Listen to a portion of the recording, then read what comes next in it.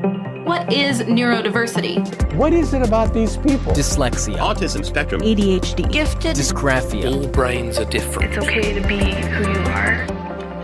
This is the Neurodiversity Podcast.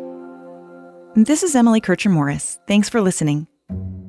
If it weren't for the pandemic, my first book would have been published this past fall. It's still scheduled to be published, but it's delayed until later this year. But while I was writing the book, a thought would occasionally pop into my head. Am I good enough to be a published author? It's a phenomenon many of us experience, and it goes by several names. It's often called Imposter Syndrome, which is unrelated to the viral game Among Us, but it's also known as Imposter Phenomenon, Impostorism, or Fraud Syndrome. On today's episode, we'll talk about that feeling that you don't deserve what you have, or you're not qualified to do what you're doing. That little bit of self-doubt. Our guest is Lindsay Lee from the University of North Texas near Dallas, and we'll talk with her about impostorism coming up. In case you haven't bookmarked our new website, neurodiversitypodcast.com, we invite you to do that. From there, you can find our social media pages and discussion groups, and click through to us on a variety of podcast platforms like Apple Podcasts or Spotify, and get in touch if you have thoughts or ideas about the show. Or you can go straight to Twitter and follow @NeurodiversePod, or on Facebook, it's Neurodiversity Podcast. Up next. Hi, I'm Lindsay Lee. I am a Ph.D. candidate at the University of North Texas, where I am studying educational psychology with a focus on gifted and talented education. Stay with us.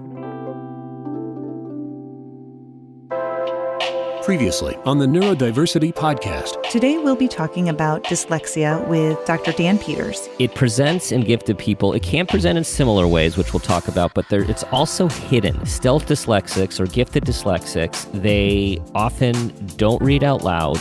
They often read in a choppy, slow way. They either will actually skim through the page and bounce all around and then get the gist of it, which they're very good at, or they'll read very slowly and run out of time. Yeah. Dyslexics generally need to get hands-on. They need to talk it through. They need to understand the story. It's really about making things meaningful and contextual and removing the barriers. That's episode 59. Look for it wherever you get your podcasts.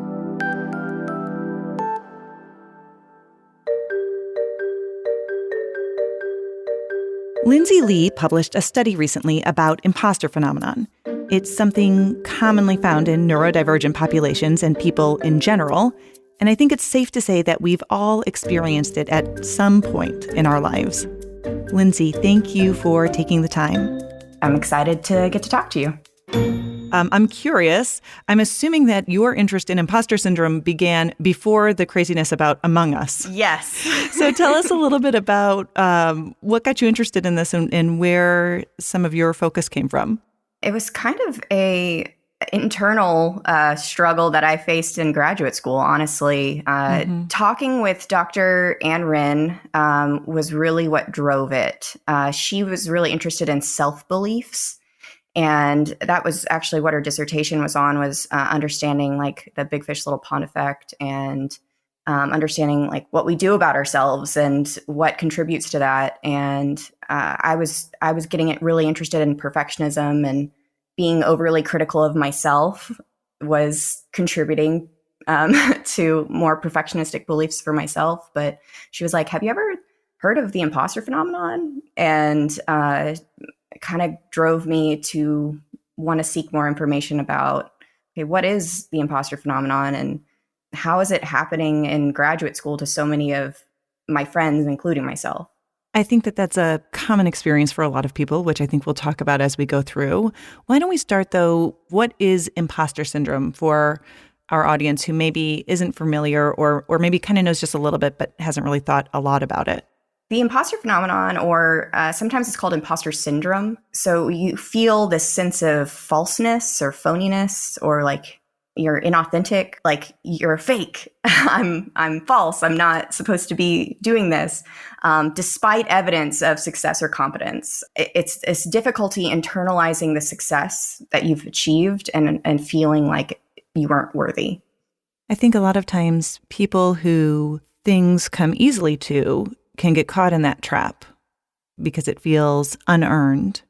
Yeah. I mean, all people experience imposter feelings. It's not just, highly able or gifted students, which is also an area I'm interested in. But once you achieve success, you're like, okay, well, how did I do that? And people want to ask you, like, how did you achieve that at such an early age? Or how did you, come up with this or that? And you're like, I don't know. A term that I originally heard, I think in one of Jim Webb's books, A Parent's Guide to Gifted Children, he talked about goal vaulting, which was basically like, as people, especially high ability individuals, start to reach a goal, as soon as they get close to the goal, they kind of raise the bar, and so it's kind of this consistent thing, but you forget about all of those little gradual steps that you've taken to get to that point.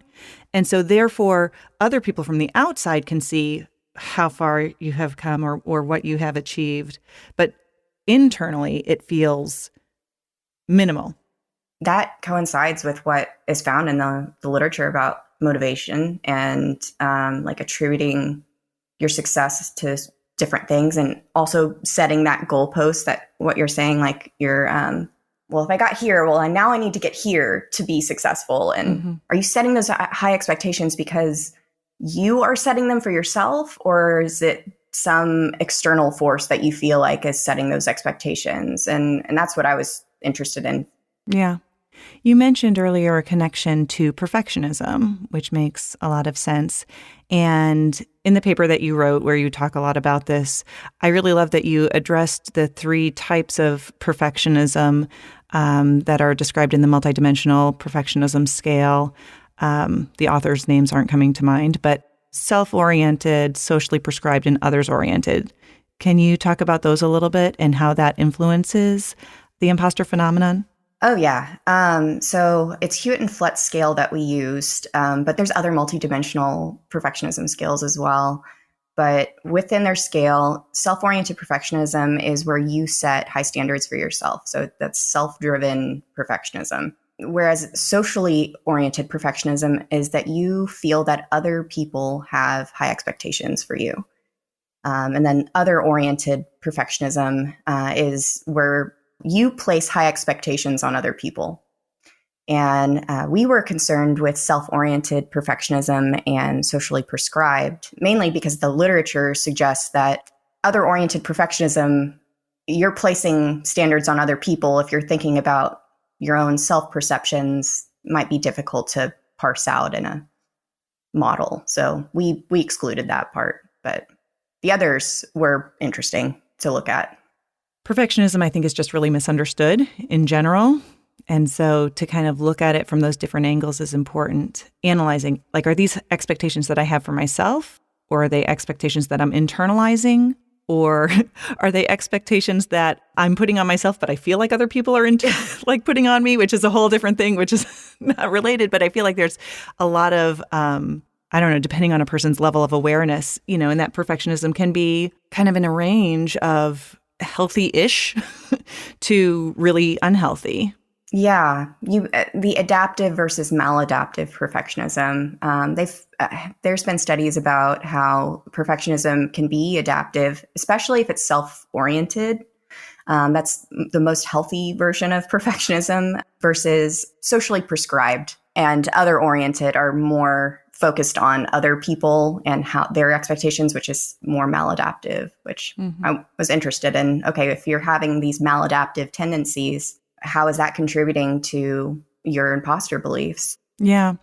What did you end up finding? I mean, which types of perfectionism ended up being more closely associated with feelings of being an imposter, of, having unearned accolades? So socially prescribed perfectionism had the strongest relationship with imposter feelings. I feel like that makes sense. If you think that other people think you should be achieving at some high level and you aren't, or you haven't in a little while, you might feel like a fraud. And then we also found that honors college participation also contributed. Sometimes I find myself in counseling sessions with my clients and referring back to the phrase, feelings aren't facts. Like, just because you feel that way doesn't mean that it's necessarily based in truth or reality. And we have to really examine those things. Absolutely. The cognitive behavioral therapy is shown to be really effective. I don't know if that's the type you're talking about, but like, let's rationalize these beliefs and look at all these positives that you have achieved. Right. Just because you're having these negative feelings doesn't mean that it's factual. The study that you did was based on honors college students. Mm-hmm. And one of the things that you discuss, and you mentioned it earlier, is that big fish, little pond effect and how that influences things. And I think that's really definitely a major factor for individuals who are used to succeeding. And then all of a sudden, they're at the top of their game when they're in high school. Or, I mean, you could extrapolate this, of course, into adulthood. You're in a certain job, you're in a position, you get a promotion, or you go to a different place, or whatever the situation might be. And all of a sudden, you're in a different field of competition. Oh, yeah. And you feel like, how did I get here? What did I do? I fooled them. I don't deserve to be here. I don't deserve to be here. Yeah. How am I going to make sure that I can, achieve or do the things that they think that I'm going to do? And so you overcompensate by doing whatever it is that you think that you need to do. Also, the other factor is a lot of times those individuals who are at the higher levels of achievement in whatever they're setting, they have that sense of competition. And I think that it's interesting to consider, how do the academic settings, if we're talking about students, influence those beliefs and those feelings as they go through those programs? What might be very functional or helpful in one situation, in a different situation can become very harmful. Absolutely. Yeah. So they get into these environments where they're exposed to other peers that they might perceive as more intelligent, and they have certain characteristics or certain coping mechanisms that they don't have, or that they've achieved all of these things. They have a higher SAT score than me. They are getting A's and I'm struggling here trying to make a B because I have to maintain some GPA requirement for my honors program. And it can affect their academic self-concept. Yeah. It's these psychological obstacles that I've been really interested in. Okay, how can we help students give them the strength, the psychological strength to persevere and persist through these challenges? Have that resilience to get through those things. Mm-hmm. We talked just a little bit about kind of motivation, and how that really influences all of this. Was there anything specific that you drew as you were studying this about different motivational theories? How does motivation impact somebody's well-being or level of effort, level of success? So we have another study that is under review right now, and that actually talks about how motivation is impacting the imposter phenomenon, or feelings of the imposter phenomenon. Also, we looked at some of the other studies that have done this, but we were interested in like mastery goal orientations, meaning like you feel like you want to master, you want to learn it, versus performance oriented goals. So performance approach, where you're like, I want to show them that I can do this. Versus performance avoidant, like you're trying to avoid failure. And in that study, we found that performance avoidant goals were more predictive of the imposter phenomenon. Like, I don't want to try this because if I try it and I fail, that's worse than trying it and learning something. Or I want to perform, like I want to do this so that I don't fail, or avoiding it altogether so you don't show that you fail. And that goes back to that socially prescribed perfectionism. Like, what are other people thinking about me? What are other people's expectations, as opposed to what I need or what is best for me? Exactly. Thinking that other people are putting these pressures on you. I think it's really important also to just consider, in general, imposter phenomenon is occurring with people who are generally high performing. That's a generalization. I mean, I think that, like you said earlier, it's like it can happen for anyone in different situations, but especially in the field of gifted education, just education in general, there's a lot of debate about the value of gifted programs, or just in society in general. Like, what is the value of even IQ testing? What is internal, like innate, and what is like nature versus nurture? Yeah. I mean, that's very big picture stuff. But do you have any thoughts or reflections about how those pieces integrate and influence individuals who deal with imposter phenomenon? Oh, dang. These are the hard questions. Yes, I have lots of thoughts on this. I think that, I guess to start with gifted programs and the relation with the imposter phenomenon, this is actually another reason why I was interested in this was I'm interested in the mismatch between identification and appropriate service. I think that frequently we are identifying students for services that aren't matching their abilities. And then they get out from high school and then they go to college and they're like, what? Like, what am I doing here? What was I prepared for to do? And I think that there are some schools that are doing a really good job of that, of trying to connect students. There's some great programs out there, but by and large, from my experience as an educator, I was a AP World History and AP Psychology teacher, and seeing a mismatch even vertically from the elementary school, middle school to the high school, to then understanding how that was connecting and transitioning into college. That's been a big focus of like what my interest is in. Okay, well, they're getting into these hyper competitive environments. Well, what were they experiencing whenever they were in their gifted program? And how can we give them the tools in these lower levels to then help them be successful, not only in college, but just in life as adults? Yeah.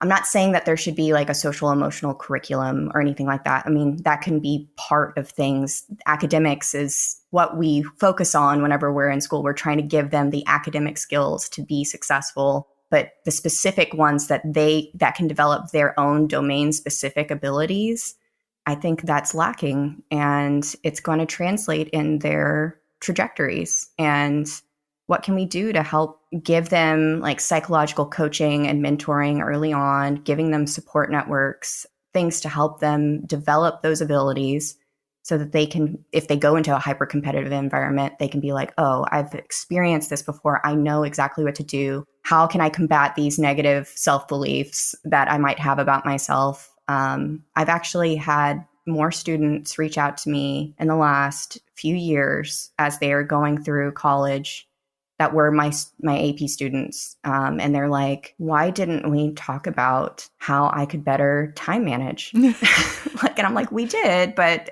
or like, why didn't we cover, XYZ, or why didn't my other classes talk to me about this whenever I'm learning about like neuroscience at UT? That piece, I think, is our students are human and they are trying to just experience life, and there's obstacles that they're going to face, and what tools can we provide to them to increase their experience? So like, what are we doing in these gifted programs to increase their motivation, to help them develop more persistence? I think that translates to, if they were to have a positive experience, then whenever they get into college and occupations where they're having to deal with imposter beliefs of like, I don't feel like I belong here, they can be like, no, like I've done hard things and I've been successful and I can overcome this too. Yes. I actually love saying that to students. Say I can do hard things. Yeah. And I say that to myself too. Mm-hmm. Whenever I'm trying to, I've gotten really into statistics as a graduate student, and some of it is still new to me. And I am like, no, I can do this.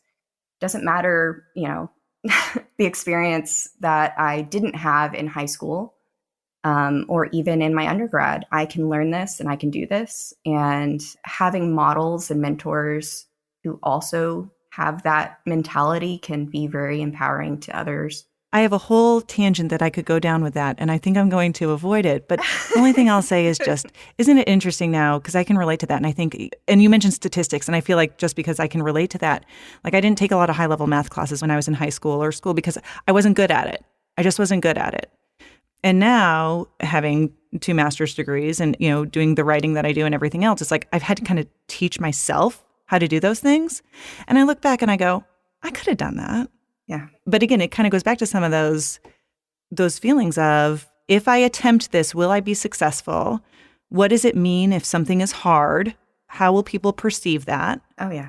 And then that performance avoidance, like, I'm just not even going to try because that's a risk and it's easier to just take this other path. I can relate with that so much in my own schooling. When growing up, I was in like honors, social studies, English, and science. But my math scores were always just kind of like, they meet standard. They might be a little bit above, but they meet standard. And I just was like, well, I must not be very good at it. And then internalizing that over and over and over again. And then I get to my first stats class in grad school.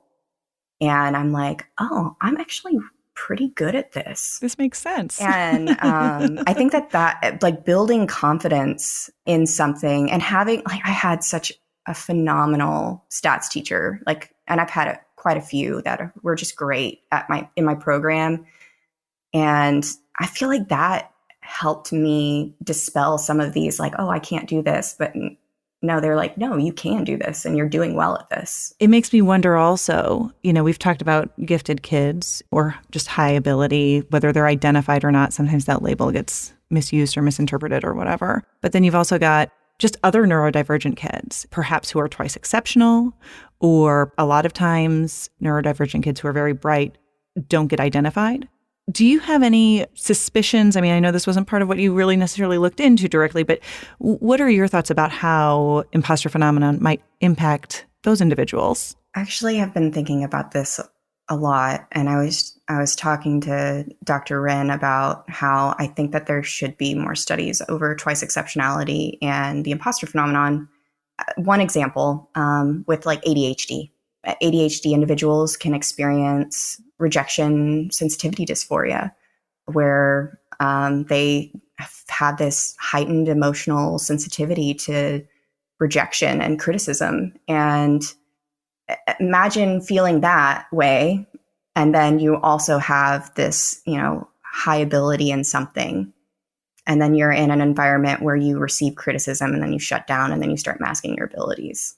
And then you aren't identified. Right. That's just one example. But I mean, this could be autistic individuals, someone with a learning disability, dyslexia, dyscalculia, like any of these different disabilities. And they internalize this sense that, they're a phony, they're a fraud, they don't know anything. Yeah. I certainly think that there is a connection there that should be further studied. To my knowledge, I don't think that it has been. I think there's been more on just like self-beliefs and self-esteem and self-concept, but not necessarily the imposter phenomenon. I think that if they feel that way, then they might not actively reach out to teachers, and teachers might not realize that these experiences that they're having internally and this hypersensitivity to criticism is something that I've been thinking about with ADHD for personal reasons, but I think that is something that should be explored. Yeah. As we wrap up our conversation, I guess the last thing I want to ask you is, if you were talking to somebody who's dealing with imposter syndrome, a student or maybe even a friend, a colleague, what would you say to them? What would you say to them to help them get through that? First off, I would tell them you're not alone, and try to help normalize the experience for them, and let them tell me, what it is what they're thinking. And then, trying to explain to them that there's other people who feel this way and we need to support one another. Yeah. We found that support networks and systems are really important to dispelling these negative self-beliefs, and have them join in a support system of other individuals that feel that way. We do that with graduate students in the Research and Evaluation Network. I'm the co-chair for that, for NAGC, and there's so many of us that feel that those imposter feelings, and just needing a network of people that can boost them. Find a mentor also that you can talk to would be another suggestion that I would make. But the big part is just normalizing the experience and finding a group of people that you can talk to. Lindsay, thank you so much for your time today talking to us about this. Thank you for having me. Neurodivergent folks may have a lot of experiences that have fostered feelings of inadequacy. Being a square peg person that doesn't fit into a round hole world provides a lot of opportunities for questioning oneself. What did you learn about yourself when you were growing up? Did you trust yourself to be successful? What are our neurodivergent kids learning about themselves at home and in the classroom? A healthy dose of humility never hurt anyone, but too much self-doubt can definitely undermine both outward performance and inward feelings of self-efficacy. I've been reflecting lately on the benefit of using self-compassion as a vital tool for self-care. And I think people dealing with feelings of being an imposter, not good enough, can benefit from practicing more self-compassion. We can teach our neurodiverse youth how to give the same compassion to themselves that they naturally provide to others. And we can also practice it ourselves. I'm Emily Kircher-Morris. I'll see you next time on the Neurodiversity Podcast.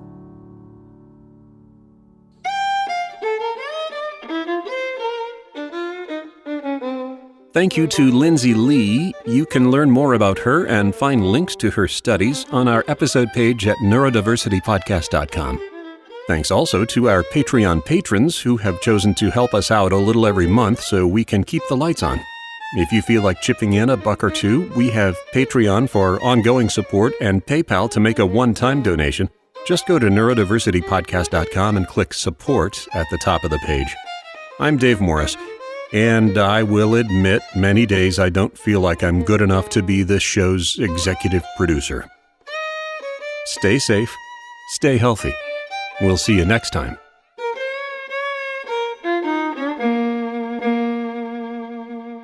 This podcast is a production of Morris Creative Services.